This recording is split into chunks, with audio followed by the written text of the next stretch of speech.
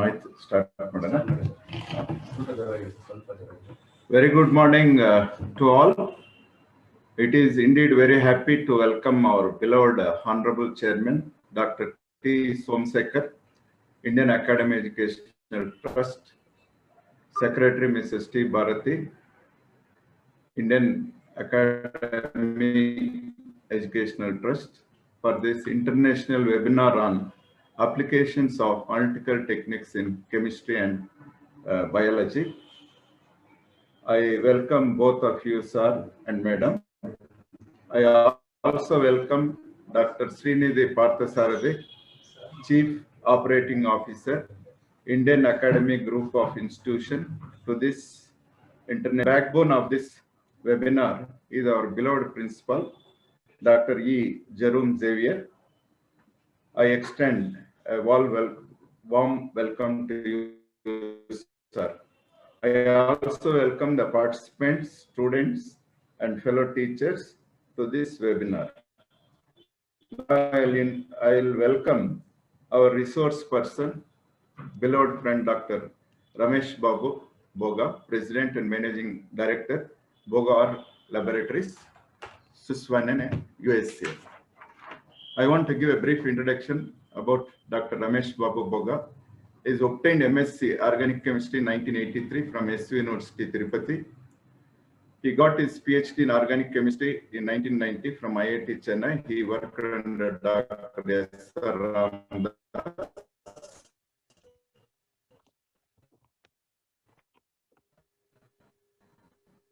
He has done and postdoctoral at Kyoto State University, Japan, and University of Chemistry in Medical College, Wisconsin, USA.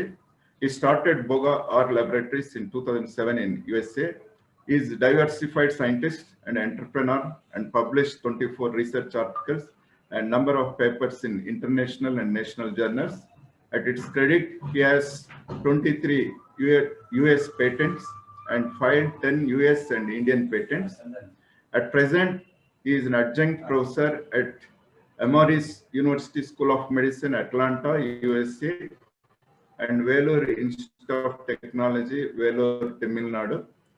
He is a member of American Chemical Society and American Society for Biochemistry and Molecular Biology. His current interest focuses for our promotion of science and its importance to younger generation. I give a warm welcome to you, sir. I request now to take over the session. Thank you. Thank you, Dr. Shyam Sundar. It is very indeed very honor, and thank you for the invitation to give this international webinar. And I'm happy to share some of the work from our company and in the past my research. So welcome you all. So good morning wherever you are, and greetings to you all, and stay safe for this crisis.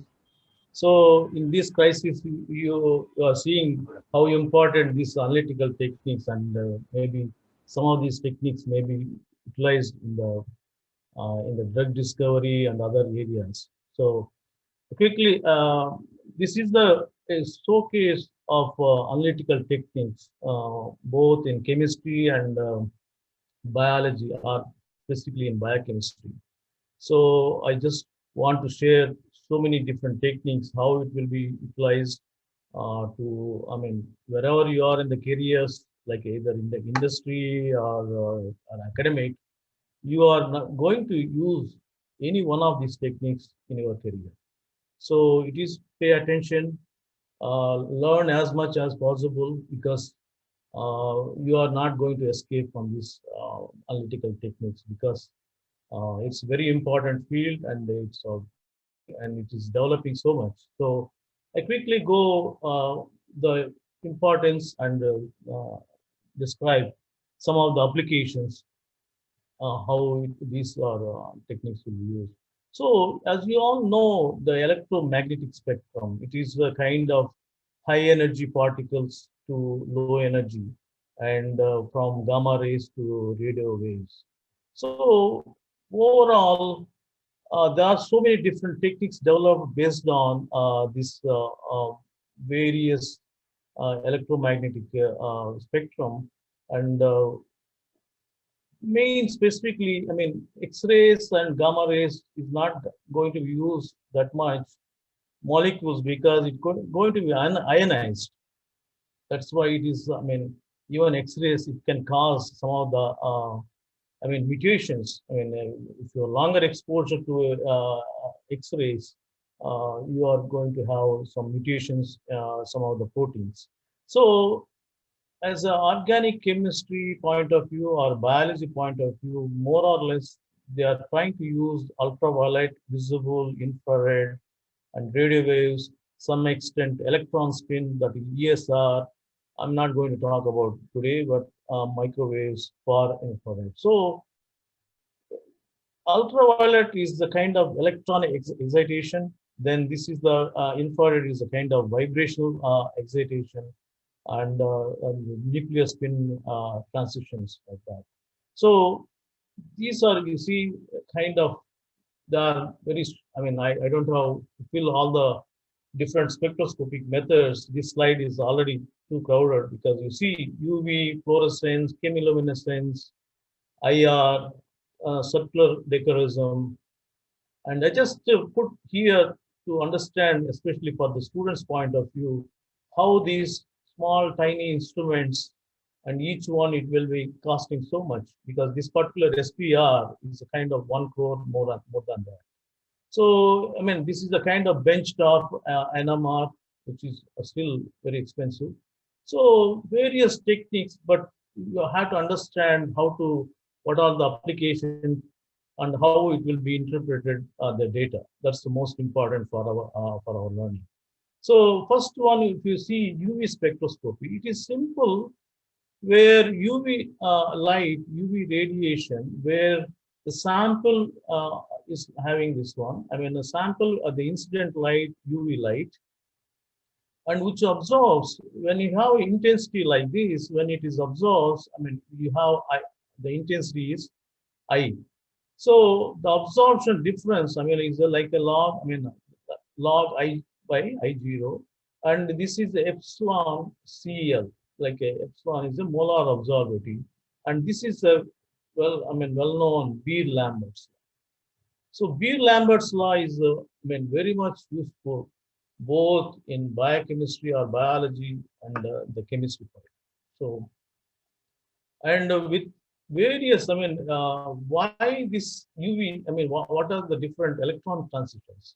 So if it is a sigma bond, like CC or CH bond, this has to go like an electronic transition, like a sigma star kind of. Or non-bonding electrons are sigma, like a oxygen, nitrogen, sulfur. When it is a pi bond is there, like a pi interactions. So these are, I mean, like a kind of some are sigma bond. This is a strong transition. Pi also strong transitions, and you will see based on this chromophores, you will see the UV spectrum. And UV spectrum is much important for most of these applications like HPLC or various chromatographic techniques also. So most important, important wavelength values in the chemistry, biochemistry, especially I'm not taking up the chemistry, organic chemistry, any molecule which has a chromophore, like what I mentioned, like a sigma bond or pi bond, those it has some kind of, I mean, electron absorption, I mean, like a wavelength absorption, lambda max. But here, these are very important to remember and have this application, because whenever you see the protein, which, I mean, protein can be detected with a wavelength of 280 nanometers. And here, the molar absorptivity values given. So 219, very high, but mostly any protein, tryptophan and tyrosine, and then phenylalanine is also used, but mostly these tryptophans are important. And when it comes to DNA, adenosine is the 260 nanometers. And if you see example here, bovine serum and albumin is a protein which has a 280 nanometers. So based on that, I mean, the DNA basis, you see here adenine is actually like a 260 nanometers. This is the one is a predominant, and compared to all other guanine, cytosine, and thymine, if you take an example like if you combine all the bases together and see the UV spectrum, it looks like this dotted one. This is the one is a dotted 4 nucleotides. But if you take a DNA of E. coli, native DNA, it is similar to like that, and this is the one is the 260 nanometers. So this is the all very important to see. And then if you can, if it is a kind of a double-stranded DNA and single-stranded DNA, you have the same one, but it will change with the temperature. This is the important one where it needs this one, the TM value for the PCR purpose. So you can find, double-stranded DNA and where the TM values can be determined. And here you see how the hypochromic shift and hypochromic shift based on the double-stranded DNA and single-stranded DNA. Okay, so if we take a protein, like this is the one of the experiment we how to find, where we want to make a kind of a thiol-based modification on protein. This is the one sulfo SPDF group. But if you treat with DTT, diethiothreetol, it will become like a pyridine 2-thione. It has a lambda max 343 nanometers and epsilon value like this. But we want to modify this lysines with the same reagent and it will couple. So now we want to know how many lysines actually modified based on this. If you make it like another DTT treatment, then we will determine based on this standard curve. So that way, using the Beer-Lambert's law and that equation, and it is very useful how many lysines are modified and like that. So this is the kind of UV spectrum. UV spectrum, it gives the chromophore, which has a kind of, what type of bond, it is electron excitation. But when it comes to infrared spectroscopy, it is different. It is a kind of the bond distance, the vibration of the bond. So it has a vibration, one vibration oscillating, then you are radiating with IRB. So it's a kind of, in the electromagnetic spectrum, you are using a different, this is also absorption. It absorbs that IR beam and then it gives the coupled wave like this. So it is a kind of, it forms like a string. So the atom 1 and atom 2 in between, it works like a vibration. So it is a Hooke's law based on the strength of this bond. And it goes vibrations, it can be stretching vibration or bending vibrations like that. So the most important equation here is the Hooke's law, where this is the kind of force constant, dynes or newtons like that, and the frequency you are going to measure based on the masses. So here one of the examples based using that, you have a double bond where this constant K is equal to this one and dynes per centimeter, and then you can calculate what is the frequency, the wave number. So 1682 centimeter inverse, the experimental also like that. So you can determine like CHC, and this is the kind of general IR spectrum scale, the 4000 nanometers to 600 nanometers, and you can have wavelength which is inverse of that. So mostly these are the functional groups. So functional groups like here. Now here, when you see the modes of vibration is stretching vibrations, bending vibrations, and the stretching vibrations are like this in all these functional groups. Bending vibrations is the mostly in the fingerprint region. So wherever the fingerprint is like a 1600 to 600 region.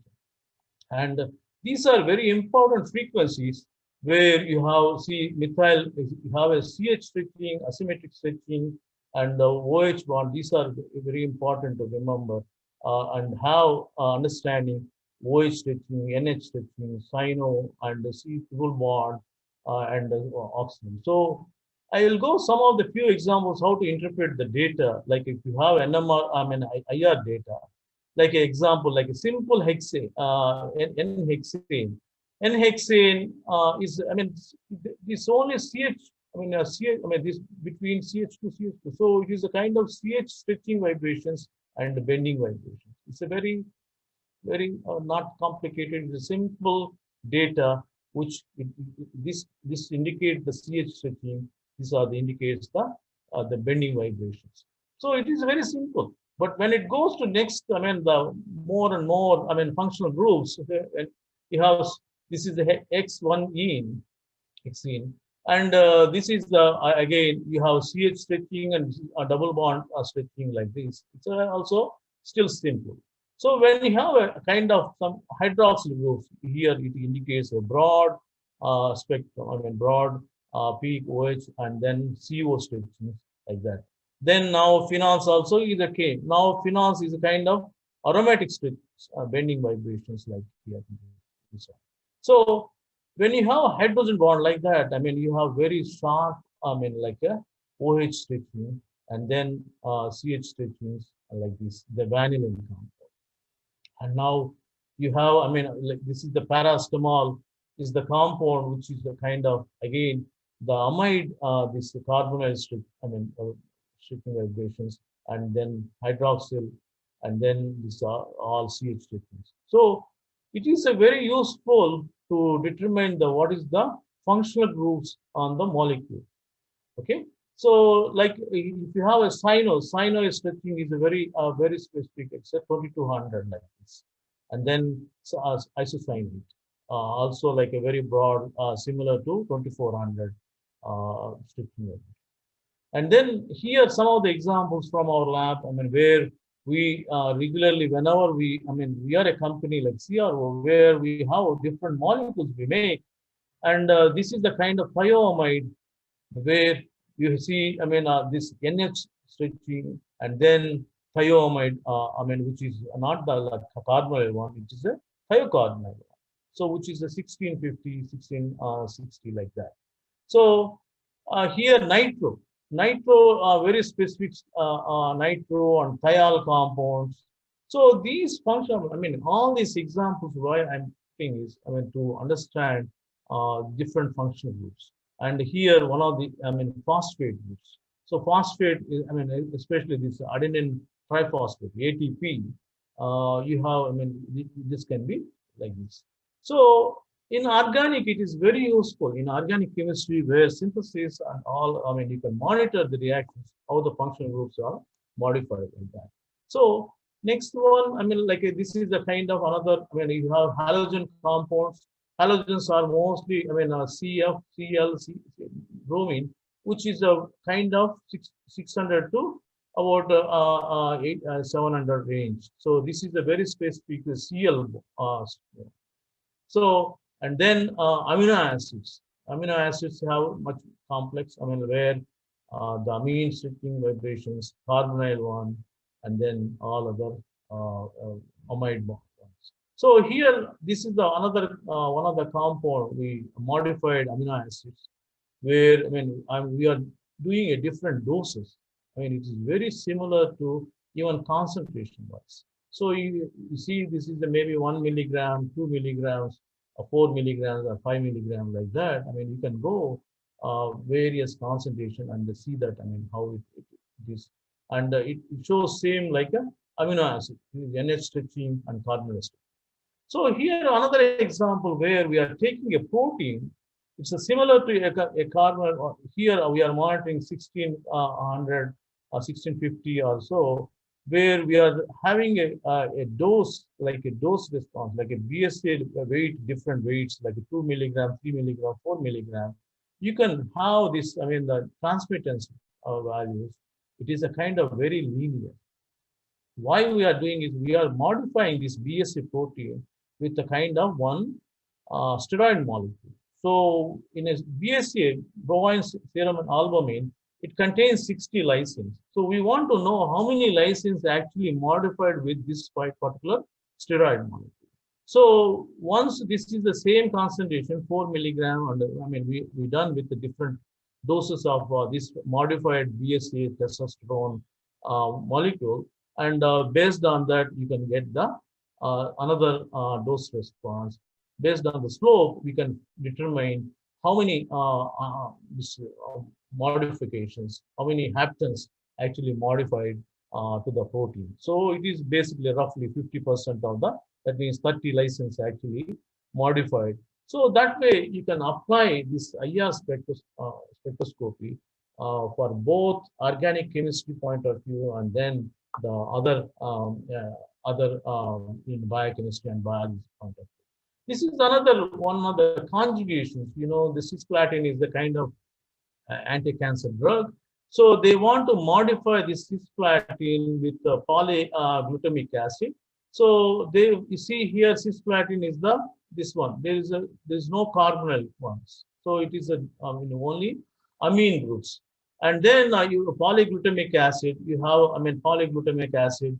When you have this is the polyglutamic acid. Once you modify that way, the conjugation is completed or not, you can monitor based on the IR status.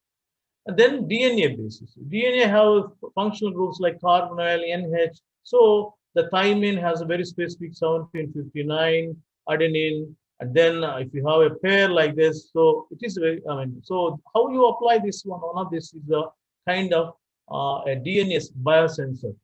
They want to make a DNA biosensor on a gold nanoparticles. This is the functionalized gold nanoparticles. Is the PANAM polyamidoamine. So amine, stretching, and then here and the DNA. DNA has. I showed all thymines, adenines have functional groups like 1650, 1630.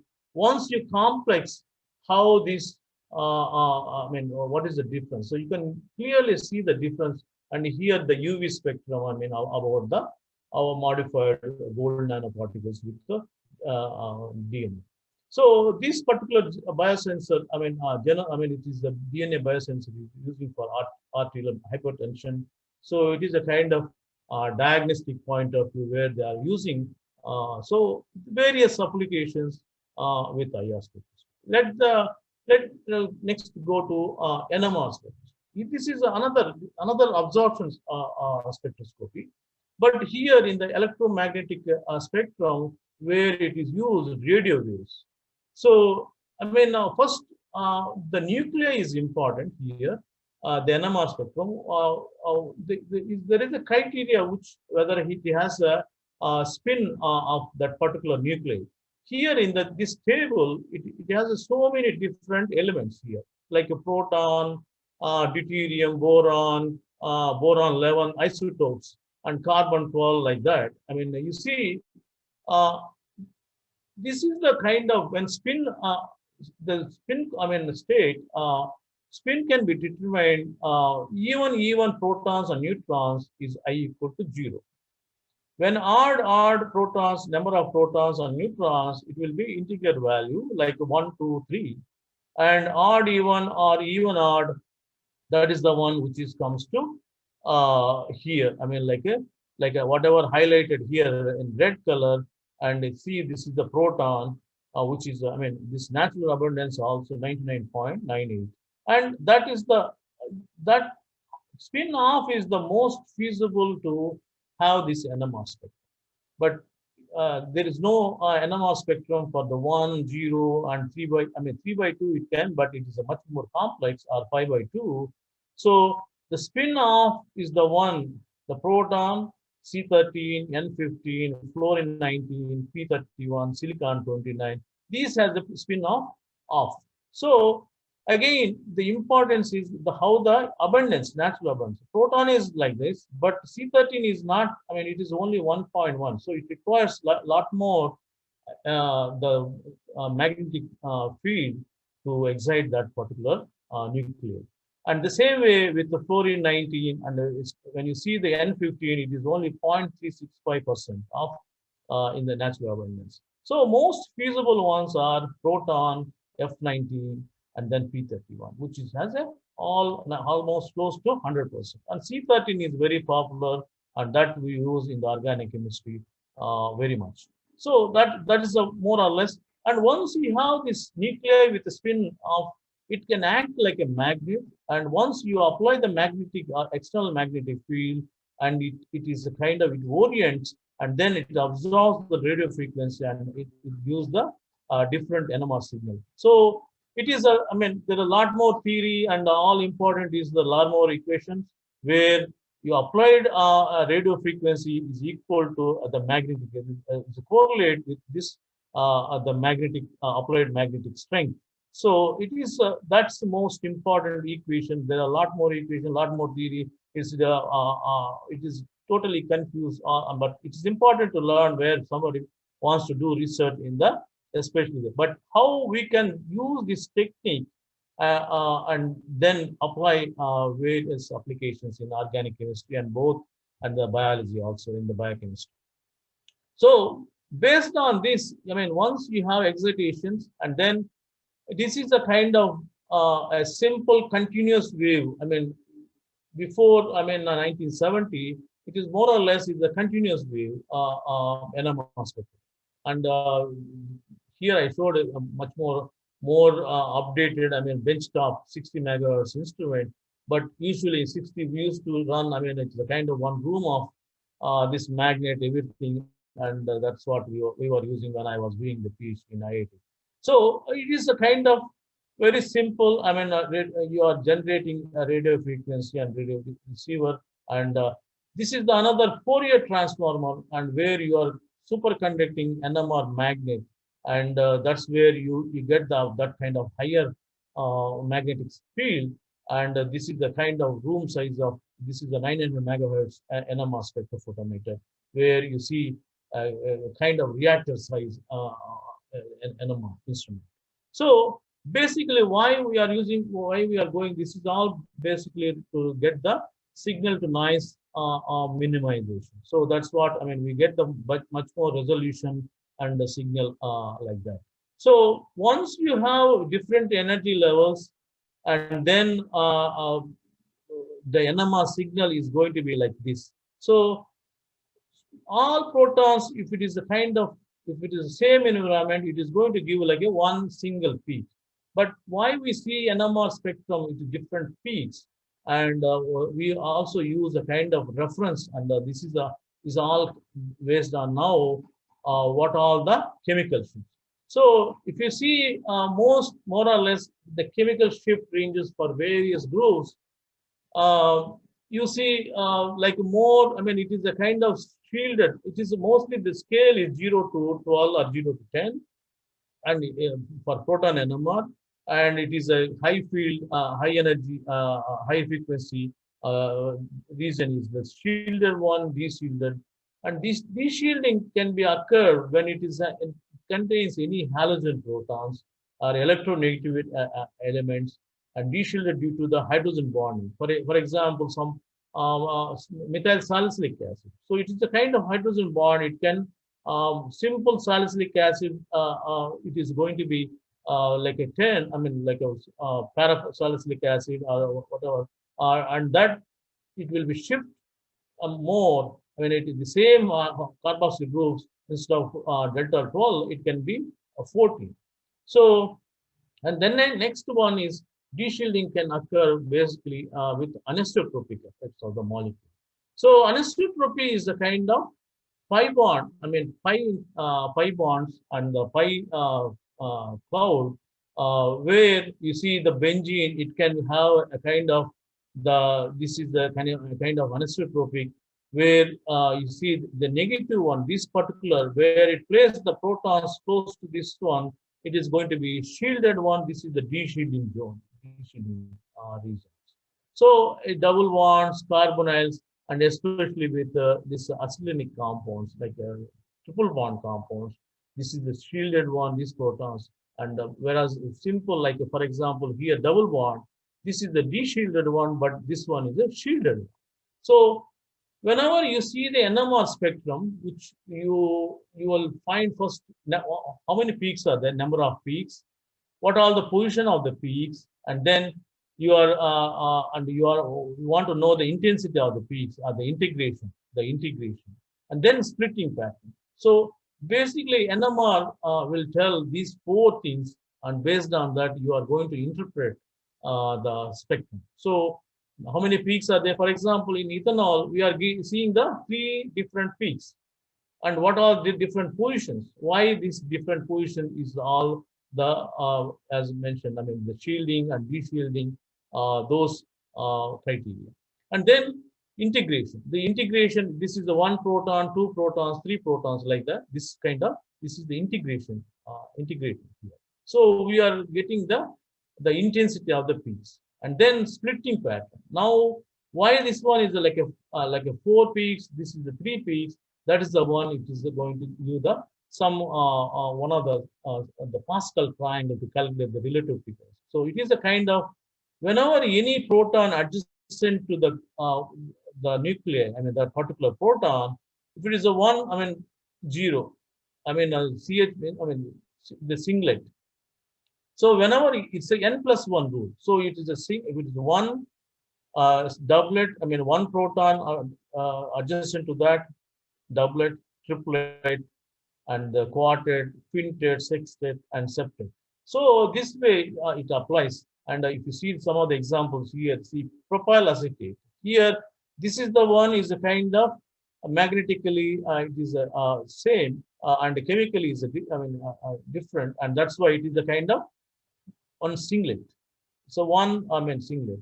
But whereas this one B is a kind of adjacent, how many protons are there? 2 protons, and it is going to give n plus 1, 2 plus 1. It's a triplet here. But it is close to the oxygen. So that's why the shift is about 4. The chemical shift and then splitting, integration. Now integration, and based on that you can determine this is the propyl acetate. So, and this one is a kind of another, this methyl is also like a triplet here. I mean, so like this. But whereas this one, C, it is adjacent how many? 3 plus 2 and 6 protons. So like a sextet. So, I mean, here, I mean, again, the singlet, doublet, and then, and now it is comes to like the splitting, I mean, coupling constant. I mean, this we can calculate based on the coupling constant. You can also determine how the stereochemistry or the positional of that particular protons. So you see, NMR can give so much information based on for the structure. So like here, I mean, these are the nitrobenzene. It's a simple, when there is no proton, I mean, only aromatic protons, but you can see clearly how many are ortho protons. Ortho is close to the nitro group. That's why it is the deshielded. And then this is the para proton, this one, and then here the meta protons. So this clearly next one is here if it is a para position, so it comes like this ortho is clearly doublet of here 2 protons, C and D, and then the rest here for example the CH proton, you see here the 6 adjacent protons, that's why it is a kind of septet. So B proton, so 7 peaks, and then this methyl, it just comes like a doublet. So this is a clearly you can understand and see that the splitting part. Now the coupling constant. When it is a geminal coupling, it is a kind of smaller coupling constant. Whereas cis also, but trans is the one is a large coupling constant. Like a cinnamic acid, you can have large coupling constant between the HE and HD, and then here this particular one, the A and E it may not be that much under the mostly you can find whether it is a cis or trans cinnamic acid like that. I mean, you can determine based on the NMR the coupling constant. And then here the vinyl methyl ketone. So it's a geminal coupling is 1.5 and the cis coupling is 10, but whereas trans is kind of 17.3. This is the one is the F1 and G like this. So it has a in between 7, I mean here, and then it is also doing with the geminal coupling like this. So here another one is example like this particular vinyl ethyl acetate, and you can see the all the coupling constants AB and AC like that. So we can see various complex molecules like adamantines. These adamantine, I mean, all the CH protons and the amine and the NOH. This is one is done in DMSO. These are called exchangeable protons. If you add D2O, it can exchange. It will disappear those peaks. And these adamantine ring, all these protons, it comes to here, and it is very clearly shown here like this. And then you can see like a just like a para substituted where this is the biphenyl ring. Again, I mean, this ring will act like a one biphenyl, and this ring act like another para substituted one. So that's why four set of ortho and meta uh, peaks here. So you can clearly, I mean, when you have a substitution like again ortho, it is completely different. You are not going to see like these type of code, but you can see like a very complex, like this all comes together. I mean, multiplicity like this. So, and then here I'm showing, I mean, there is no adjacent protons like this. That's why it is a very clearly one singlet, and then simple, I mean, aromatic protons like this, ortho, and then the meta positions. I mean, this clearly two protons like this, and then three protons clearly like that. So we are using, I mean, this in our company, this is the compound we publish, and this is the one which is actually reducing the antibiotic resistance, and where we publish this paper with CCMB also. So it is showing clearly how this, I mean, how many this particular ethyl group, triplet, quartet, and then aromatic protons, and then singlet of this particular one. You can characterize and interpret the data based on the NMR. So what else we can do? I mean, this is another example where adamantane with the thiazole, 2-amino thiazole ring, where how the thiazole aromatic proton, where it comes like a singlet like this. And then this is another I mean, another one which I'm trying to show these compounds we are able to publish and do other work where this is the one. It can inhibit the mycotoxin control, mycotoxins not produced with this compound. So this is another ferrocin ring. How the ferrocin protons will, these are ferrocin protons. Clearly, that those 9 protons will be seen here.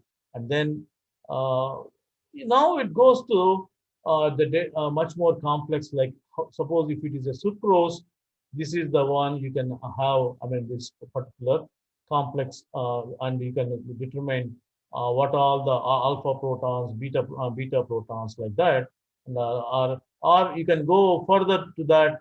I mean, like a chair form conformation changes.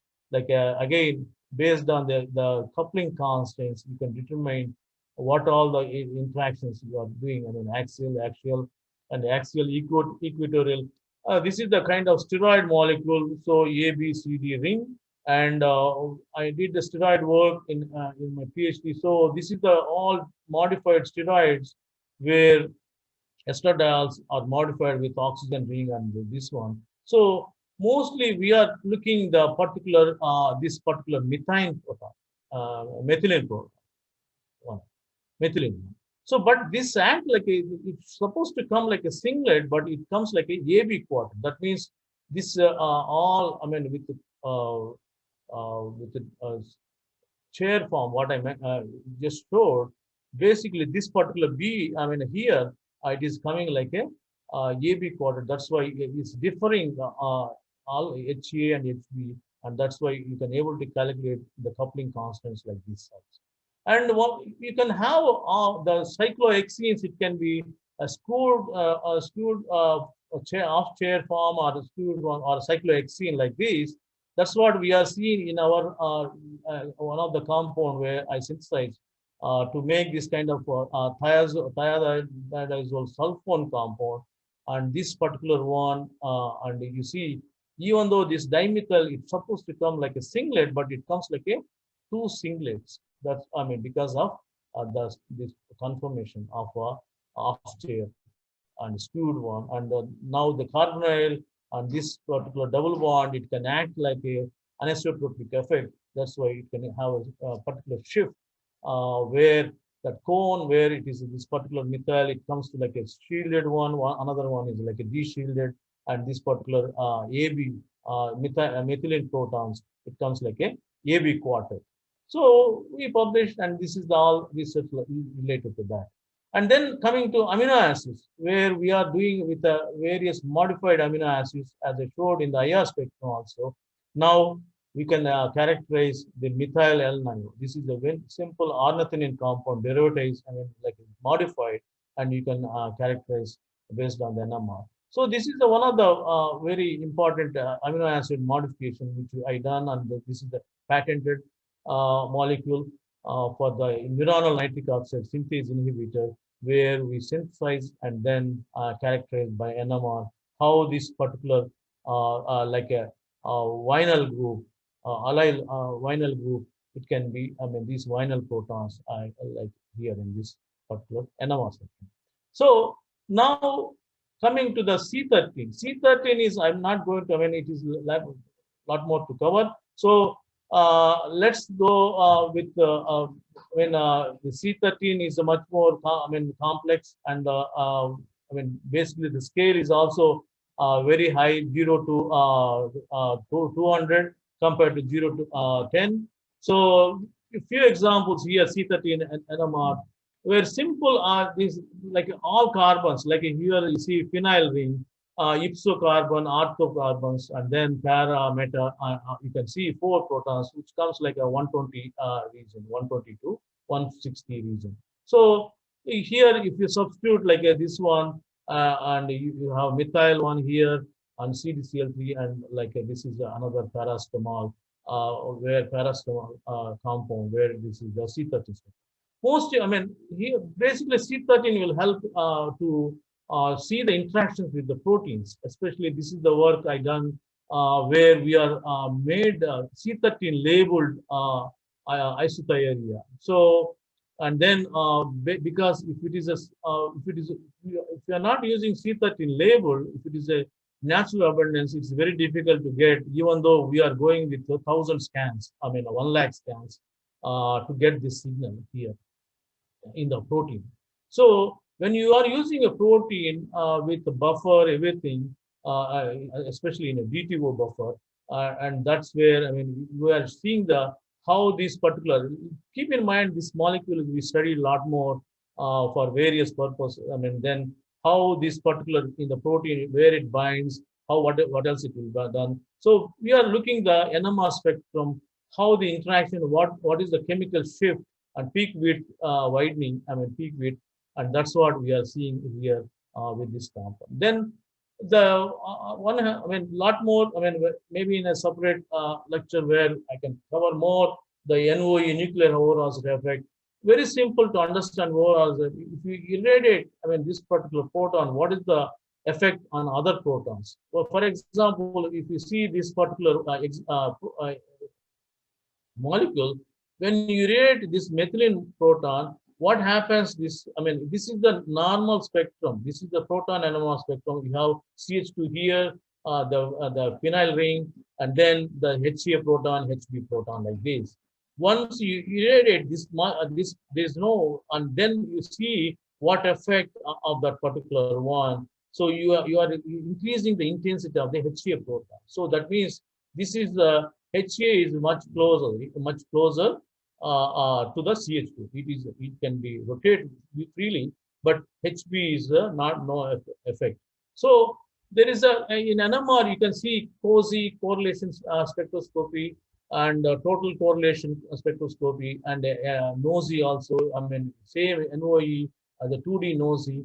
And these are the molecules I synthesize, and we want to know what is the stereochemistry here, this particular C double bond and that one. So this particular proton, when we do all the NOE, NOSY, and COSY, and it determined it's a 70 to 30% trans, 70% trans, and 30% cis mixture of this particular all this particular diazonines, diazines like that.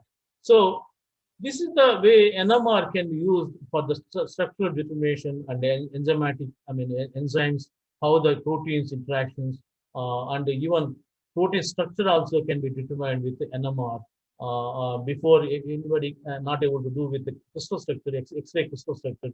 Mostly it is a tedious to undergo with the NMR method.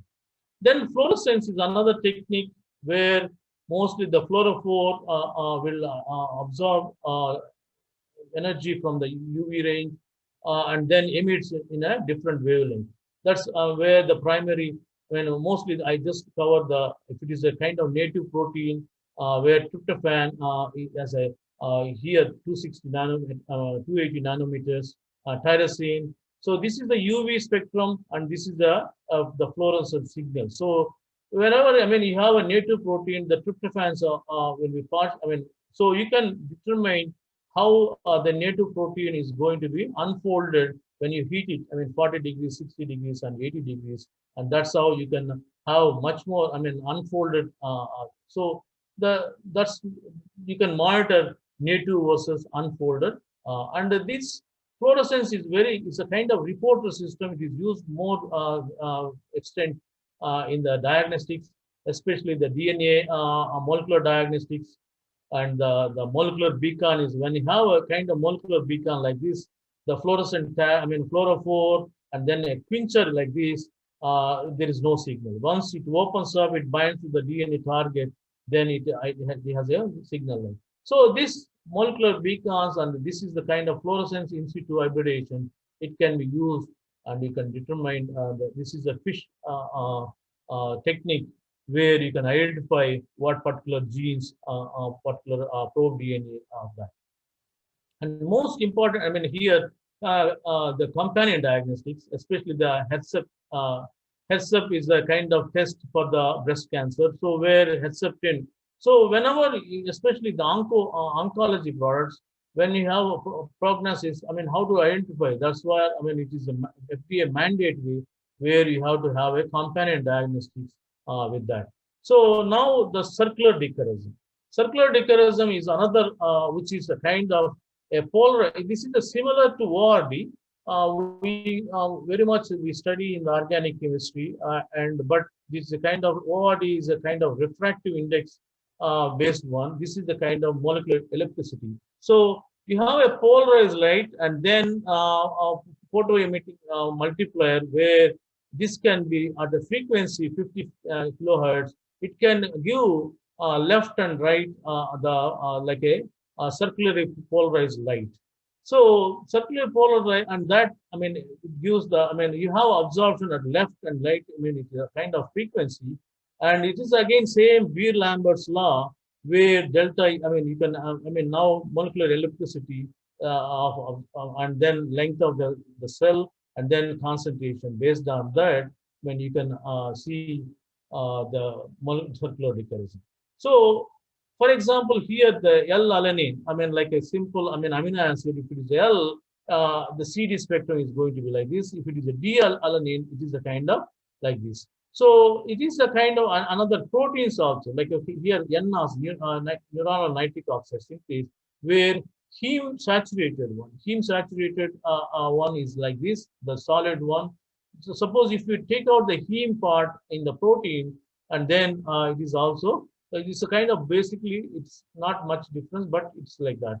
So now here you see the DNA where we see in this one in UV spectrum, all nucleotides, if you average, this one is at 260 nanometers, and this is a native E. coli.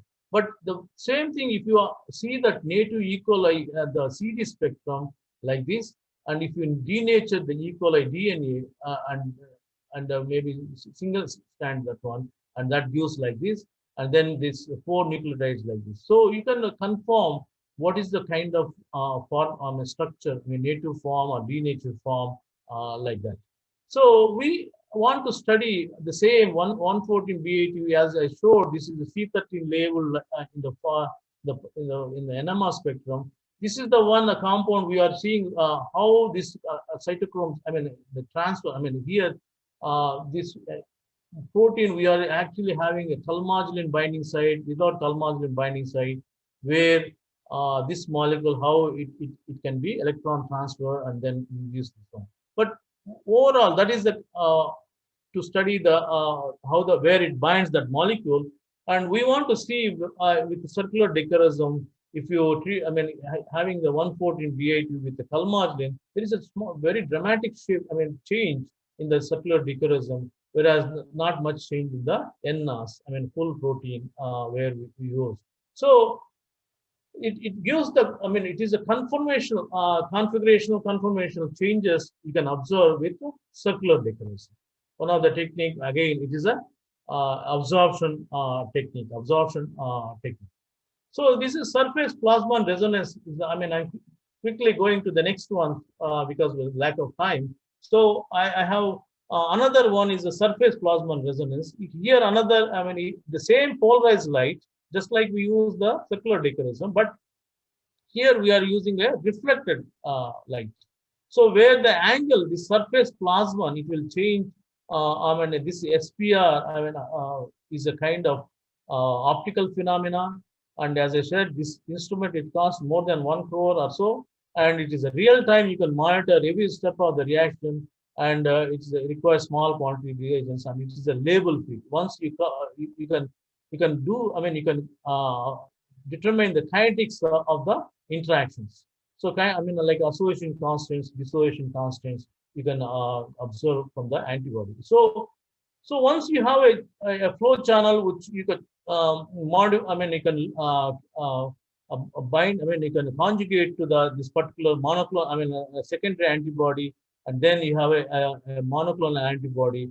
How the interactions you can see like this kind of association phase and dissociation phase. So I have a patent here where we file the patent, and then based on this BogaR technique, we can able to identify the pair. I mean, so wherever, I mean, any antibody pair, you can identify based on this technique, and it is a much more powerful way because we are seeing. I mean, we have in between like a cross reactivity between this one. So we can have there is an equation which can subtract this cross reactivity from the union complex, and based on that you can identify the antibody pair.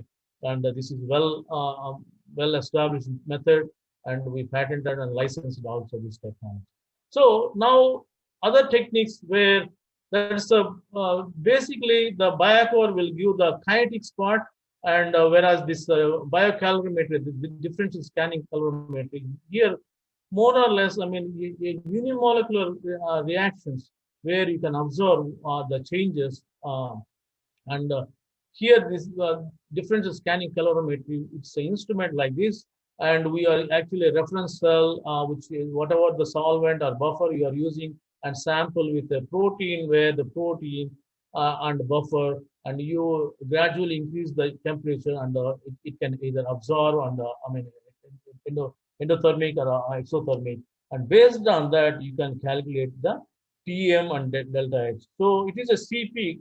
The heat capacity is dependent on the enthalpy and the temperature, and you can have enthalpy and the CP values. And here you see based on that, I mean, once you get the curve like this DSC thermogram, and that's where you can calculate the Tm and the delta H values.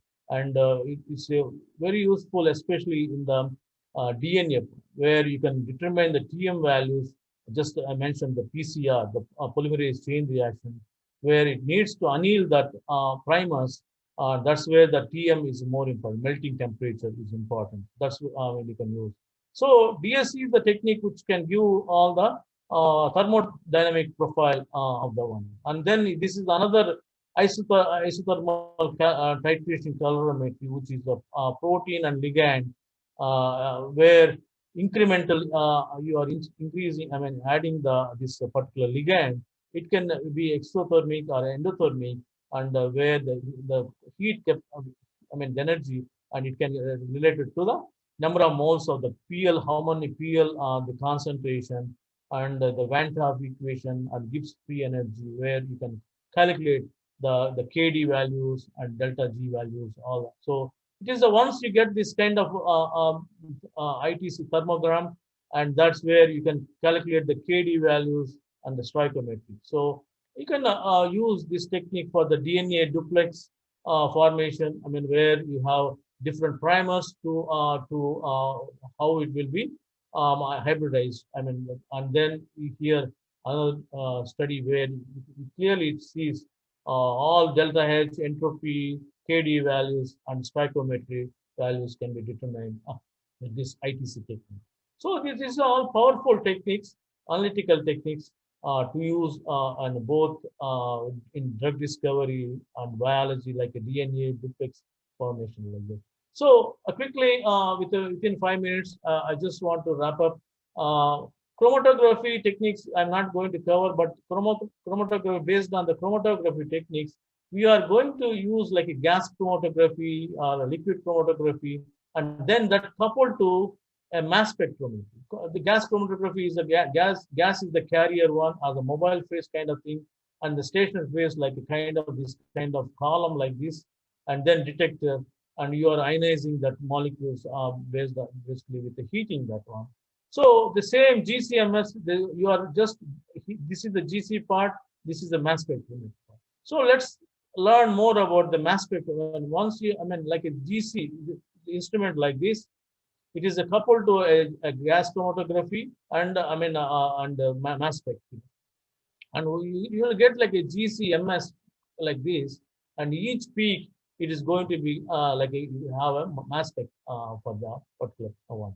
So mass spectrometry is much more powerful. It's a spectrometry. It is not absorbing. I mean, like a spectroscopy one.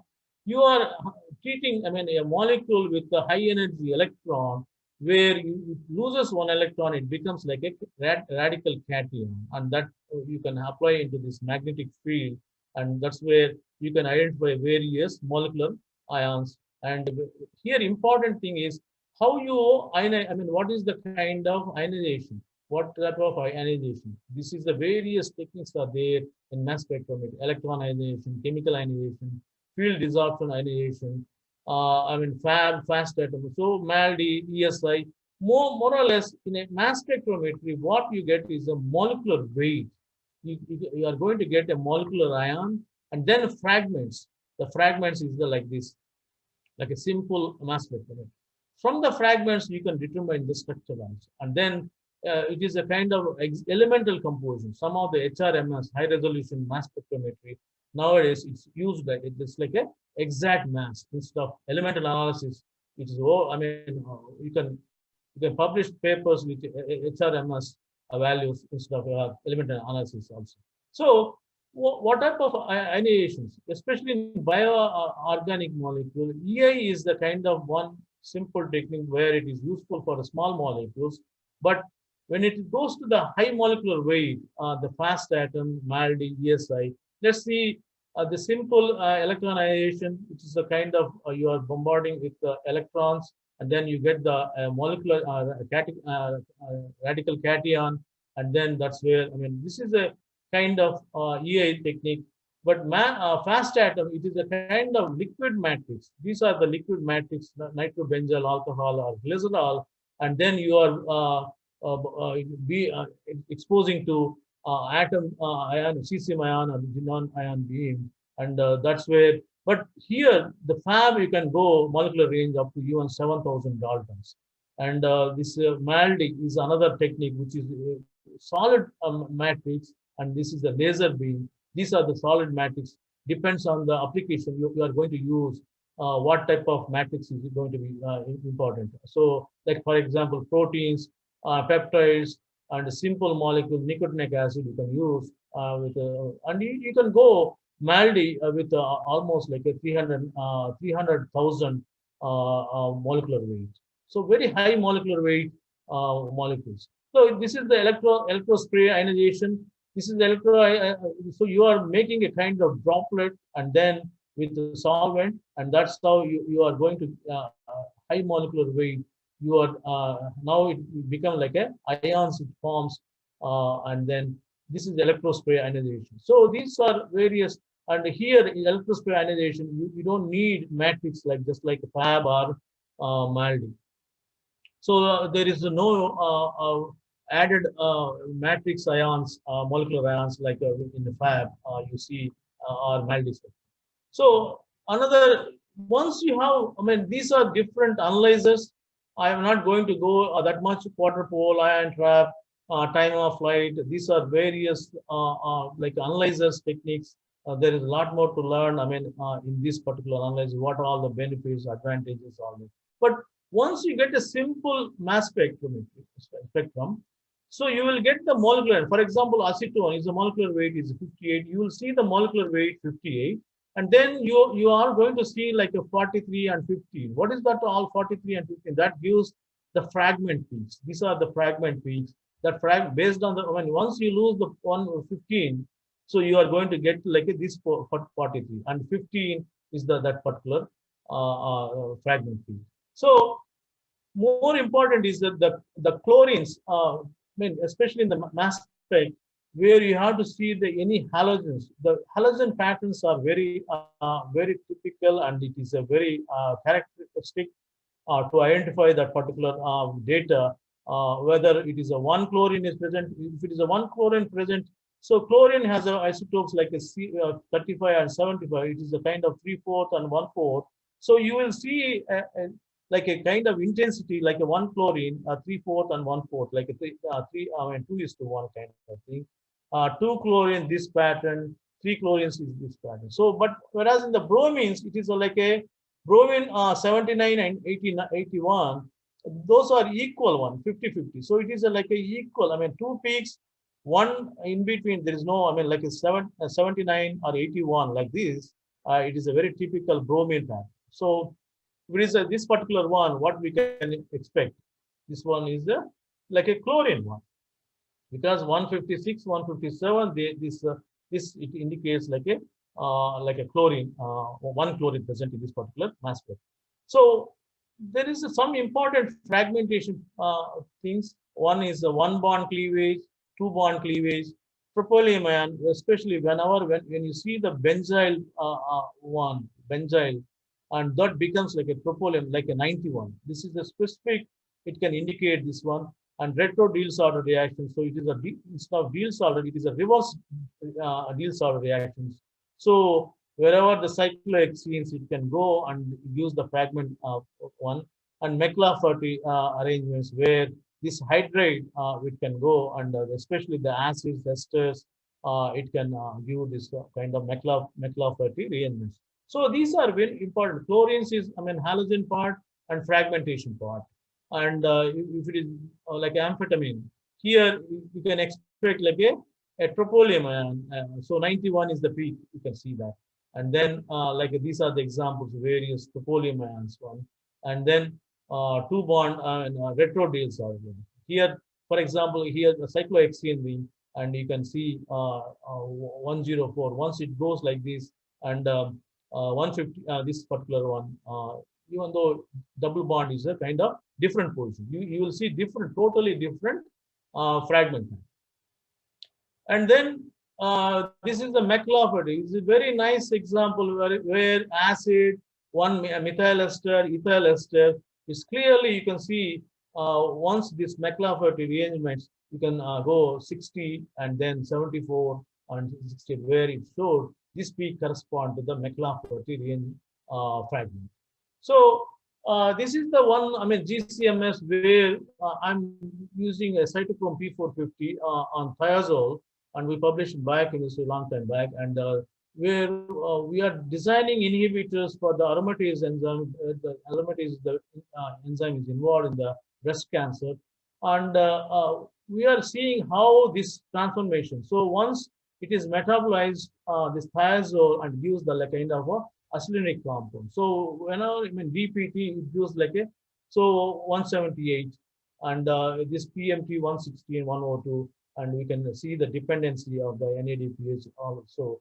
Like, I mean, GCMS is a technique we can use, and this is another vinyl nio, and then this is another amino acid where it's important in the bone resorption, like a collagen collagen products.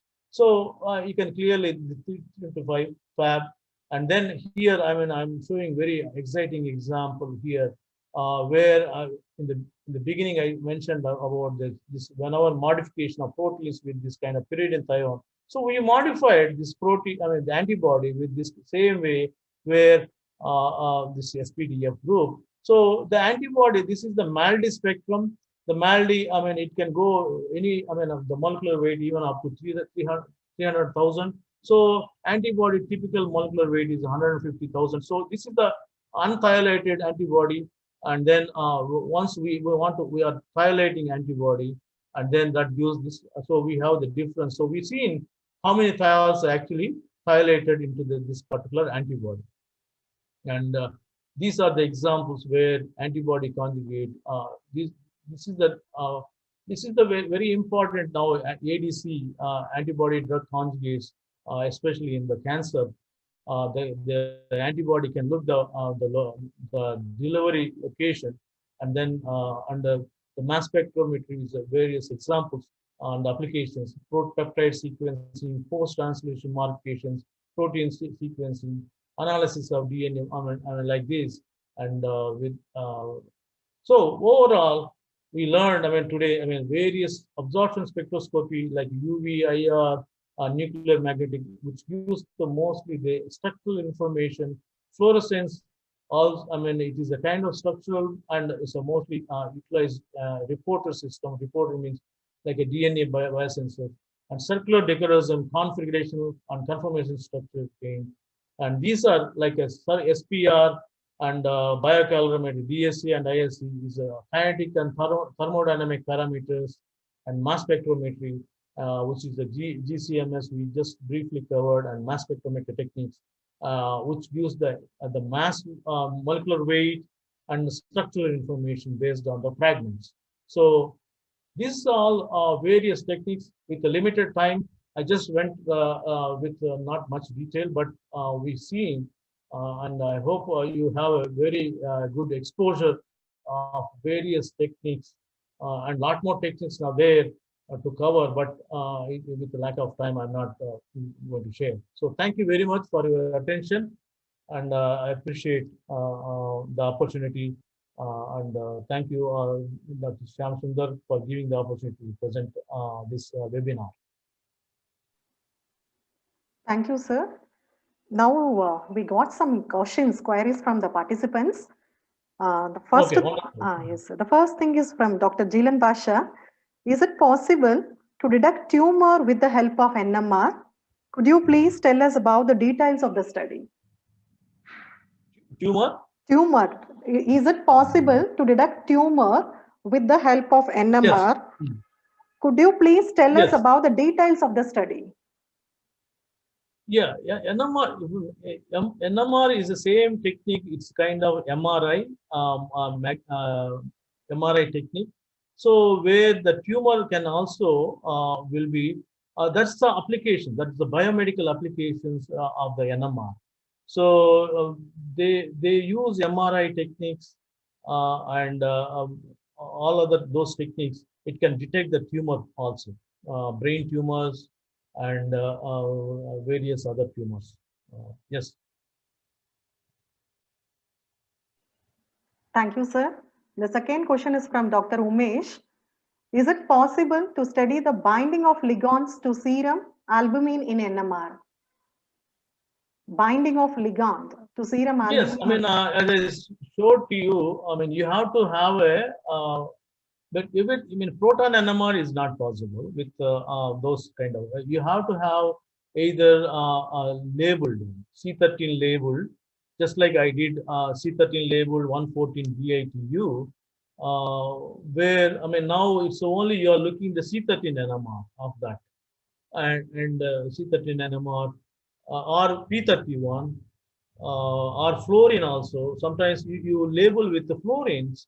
Replacing with a proton, and that's where most of the protein ligand interactions will be studied in the NMR. There's a lot more. I mean, like a metabolic fate, the the Nobel laureate also, various all the metabolic cycles. Once you want to determine, basically you are giving a C13 labeled, and then you see the how the metabolism, the Krebs cycle and whatever TCA cycle, various in the pathways, you can determine what all the metabolites you are getting, and based on that you can determine with NMR. Yes. Yeah. Thank you, sir. The last question is, how docking study will help us to determine protein-protein interactions when compared with biocalorimetry? How docking study will help us to determine protein-protein interactions when compared with biocalorimetry? Docking studies is different. Docking studies is based on you have to take a protein database and simulation of you have like a different techniques are there, dockings also, like FEB technique and various other methods. So ultimately those are computer simulated data, docking studies. So you have to bring it to real, experimental data. So sometimes it can vary. So you expect, we are seeing very regularly on that particular one, whatever our drug discovery programs, we have very good data for the docking. We select this, since our company is involved with so much drug discovery, we go with so many molecules and docking studies, and we select, from that we screen out some particular molecule. Then actually that molecule, if we take it to in vitro assays or any biocalorimetry methods, where you are looking the binding part, the binding effect. You can calculate the KD values, K values, like that.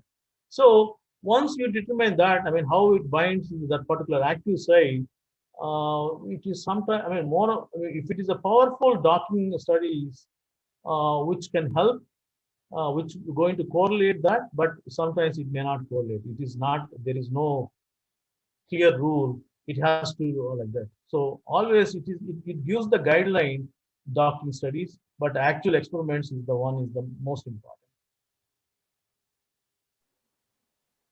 Thank you, sir.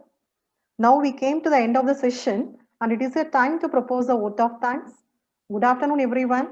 On behalf of Department of Chemistry, IADCA, I extend my heartfelt thanks to Dr. Ramesh Babu Boga, President and Managing Director, BogaR Laboratories, Suwanee, USA, for sharing his valuable time and experience on application of analytical techniques in chemistry and biology with an excellent presentation. The session was a thought-provoking session, and Sir has explained the analytical techniques in drug discovery and covered almost all the spectroscopic methods like UV, IR, NMR, mass spectrometry, etc. The session was excellent and extraordinary. Thank you, sir. Thank you. My sincere thanks to Dr. T. Somashekar, Chairman, Indian Academic Group of Institution, who is the driving force of IAGI, for his constant support and guidance. My special thanks to Mrs. Bharati T, Secretary, IAGI, for her moral support and guidance.